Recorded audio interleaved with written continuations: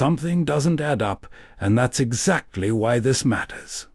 Over the past few days, a very specific claim has been spreading aggressively across dinner-focused spaces online. The claim is simple and powerful, that the IMF has approved a revaluation of the Iraqi dinar, and that a countdown has officially begun. So, on the surface, it sounds definitive. It sounds final. And for people who have followed Iraq's currency story for years, it feels like the moment they've been waiting for. But here, our job is not to amplify excitement. Our job is to slow this down, examine what's actually being said, and separate institutional reality from narrative momentum. Because when it comes to currencies, especially one as complex as the Iraqi dinar, that difference matters more than anything. One, what the IMF actually does. Let's start with the most important clarification. The International Monetary Fund does not approve currency re-evaluations in the way social media often implies. There is no ceremonial green light, no press release announcing a sudden increase in value next week, no countdown clock. What the IMF does is far more technical and far more consequential, but also far less dramatic. IMF engagement happens through Article 4 consultations, monitoring programs, technical assistance, and compliance frameworks.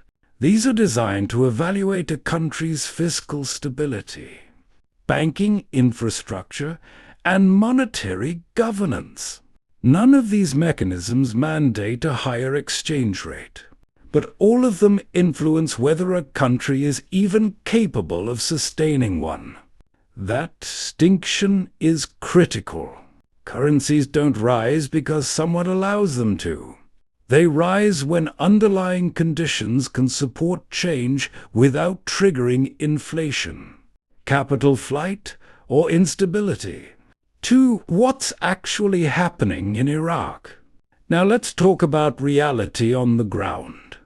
Over the past year, Iraq's central bank has been under intense pressure to stabilize the dinar after volatility linked to dollar access, capital controls, and international compliance standards. We've seen Iraq restructure how dollars are auctioned. We've seen tighter banking oversight. We've seen messaging systems aligned more closely with global anti-money laundering requirements. These are not cosmetic changes.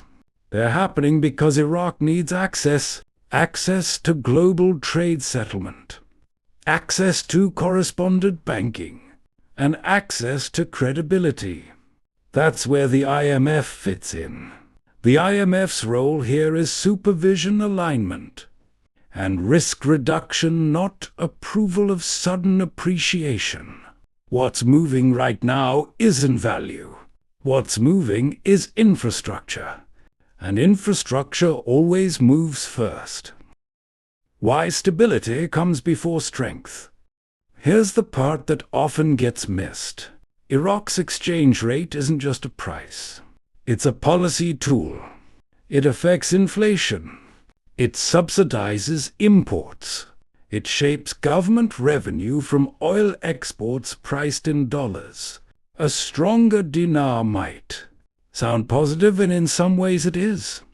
But it also reduces dinar-denominated government income unless spending adjusts at the same time. That trade-off is why Iraq has historically prioritized stability over appreciation.